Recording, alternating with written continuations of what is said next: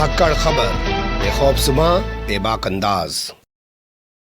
धाकड़ खबर के news room से मैं आपके साथ हूं अकरम रईस खान। प्लेटफॉर्म भले ही छोटा हो धाकड़ खबर, हालांकि इस शब्द में कई बार पहले भी इस्तेमाल कर चुका हूं और कई सारी ऐसी दलीलें आपके सामने रख चुका हूं कि जो चीज़ हमने आपको पहले बताई वो बाद में होती हुई नजर आई। चाहे आप लोग दिल्ली के दंगे के दौरान SN श्रीवास्तव को पुलिस कमिश्नर बनाए जाने की बात को देख लीजिए। हमने सबसे पहले बताया था कि अमित शाह जिस तरीके से उनके साथ लगातार मीटिंग कर रहे हैं स्पेशल पुलिस कमिश्नर के साथ, तो लगता है वो आने वाले टाइम में पुलिस कमिश्नर बनेंगे। तो पुलिस कमिश्नर बने। इसी तरीके से हमने आपके सामने रखा था कि अजीत पवार जो जाके देवेंद्र फडणवीस के साथ सरकार बना रहे हैं महाराष्ट्र के अंदर, वो असल में शरद पवार का फेंका हुआ दांव है जिसमें बीजेपी फंस गई है और बीजेपी को इसमें जलालत उठानी पड़ेगी। अजीत पवार वापस आ जाएंगे और वही हुआ। अब फिर से हमने आपके सामने परसों एक खबर बताई थी कि असम के अंदर इस बार हेमंत बिस्वा सरकार होने जा रही है। सर्बानंद सोनोवाल जो पिछली बार मुख्यमंत्री थे उनको भारतीय जनता पार्टी ने हटा दिया है।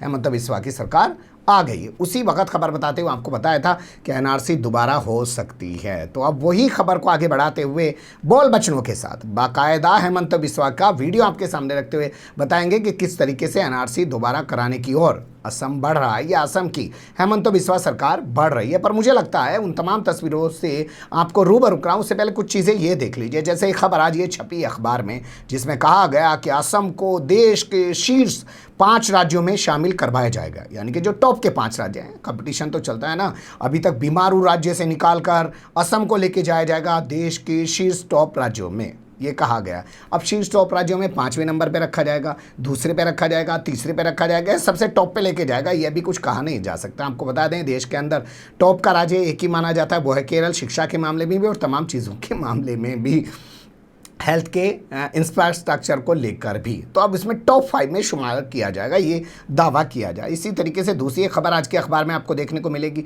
कि उल्फा आई के जो चीफ हैं जिनका नाम है प्रवेश बरुआ, उनसे अपील की है मुख्यमंत्री ने कि भैया ऐसा है ये हिंसा करने से, किडनैप करने से, किसी को मारने से इससे कुछ होने वाला नहीं है, आ जाओ मेज पर बैठकर बात करेंगे। मतलब फिर से एक बार वही सोच दिखाई दे रही है कि जो लोग हथियार उठा लेते हैं उनसे तो पूछा जाता है कि भैया हथियार छोड़ दो, मुख्य धारा में आ जाओ, तुम्हें घर देंगे, तुम्हें पैसा देंगे। लेकिन जो गरीब आदमी है जिसकी नौकरियाँ छूट जा रही है, जो पढ़ लिख के बेरोजगार घूम रहा है, उसके बारे में कोई बात करता हुआ नहीं दिखाई देता। क्या इस मुद्दे पर कभी बहस नहीं होनी चाहिए? अब तीसरी तस्वीर आपके सामने रख देते हैं, वो भी आज के अखबारों में ही छपी है, लेकिन इसके साथ एक वीडियो भी आपके सामने रखेंगे। कहा जा रहा है कि जब तक असम के अंदर कोरोना नहीं रुकेगा तब तक पूर्वोत्तर के 4 राज्य, आप जानते हैं असम से पूर्वोत्तर की शुरुआत हो जाती है, त्रिपुरा, मिजोरम, मेघालय, मणिपुर, तमाम ये राज्य आ जाते हैं, अरुणाचल प्रदेश। तो कहा गया है हेमंत बिस्वा शर्मा के जरिए कि जब तक असम में कोरोना नहीं रुकेगा तब तक उन राज्यों में भी पूर्वोत्तर के कोरोना नहीं रुक पाएगा। कैसे वो इस पूरे मामले की जानकारी दे रहे हैं, सुन लीजिए।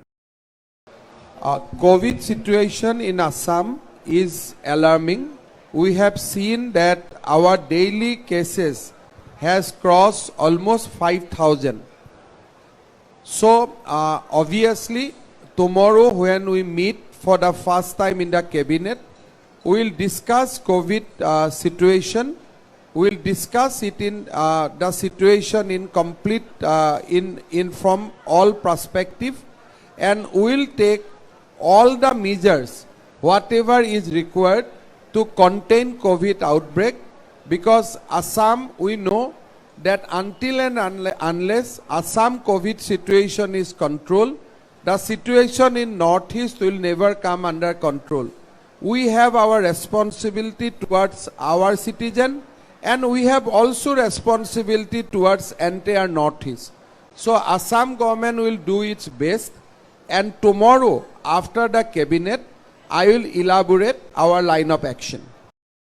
सुन लिया आपने, पर मुझे लगता है यहाँ पे आपको उनका एक दिलचस्प वीडियो है जो देखना चाहिए था। चुनाव के दौरान एक चैनल ने उनका इंटरव्यू किया और उस दौरान उनसे पूछा कि मास्क क्यों नहीं लगाते हैं, तो उन्होंने कहा भैया मास्क लगाएंगे तो ब्यूटी पार्लर वालों का धंधा बंद हो जाएगा। वो भी सुन लीजिए।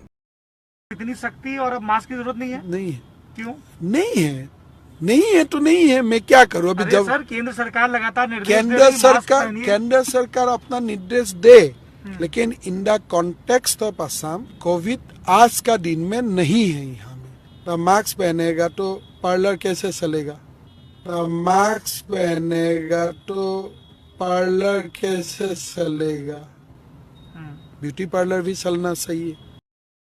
तो दोनों चीज़ें सुन ली। अब कह रहे हैं कोरोना बढ़ गया और उस वक्त कह रहे थे मास्क लगाना भी ज़रूरी नहीं है। ये वो दौर था जब इन्होंने मास्क लगाने पर सवाल उठाया था कि मास्क नहीं लगाएंगे, तब की केंद्र सरकार यानी कि मोदी सरकार का स्वास्थ्य मंत्रालय कह चुका था कि मास्क लगाए जाना ज़रूरी है, लेकिन इनके खिलाफ कोई कार्रवाई नहीं हुई क्योंकि भाजपा के नेता और अब तो मुख्यमंत्री बन गए हैं। अब चलते हैं एनआरसी वाली खबर की तरफ। तो एनआरसी के मामले में इन्होंने कहा है कि जो सीमावर्ती ज़िले हैं यानी कि बॉर्डर से सटे हुए जो ज़िला हैं असम के, उनमें 20% जो लिस्ट निकल के आई है, फाइनल ड्राफ्ट निकल के आया है, उसका सत्यापन दोबारा कराया जाए 20% लोगों का।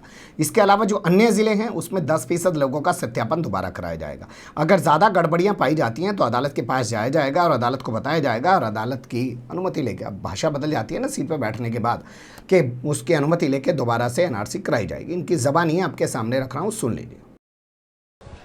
এনআৰচিৰ সম্পৰ্কত আমাৰ স্থিতি একেবাৰে স্পষ্ট যে আমি সীমান্ত অঞ্চলত এনআৰচিৰ 20% এটা নতুনকৈ পৰীক্ষা কৰাৰ পোষকতা কৰোঁ আৰু সীমান্ত জিলাসমূহক বাদ দি আন জিলাসমূহত আমি 10% নতুনকৈ পৰীক্ষা হোৱাটো বিচাৰোঁ। আৰু এই পৰীক্ষাৰ পিছতো যদি এনআৰচিৰ পুৰণা নথিখনে শুদ্ধ বুলি প্ৰমাণ হয়, তাক ৰাজ্য চৰকাৰে এনআৰচিখন মানি লৈ তাৰ পৰৱৰ্তী ব্যৱস্থাৰে আগবাঢ়িব।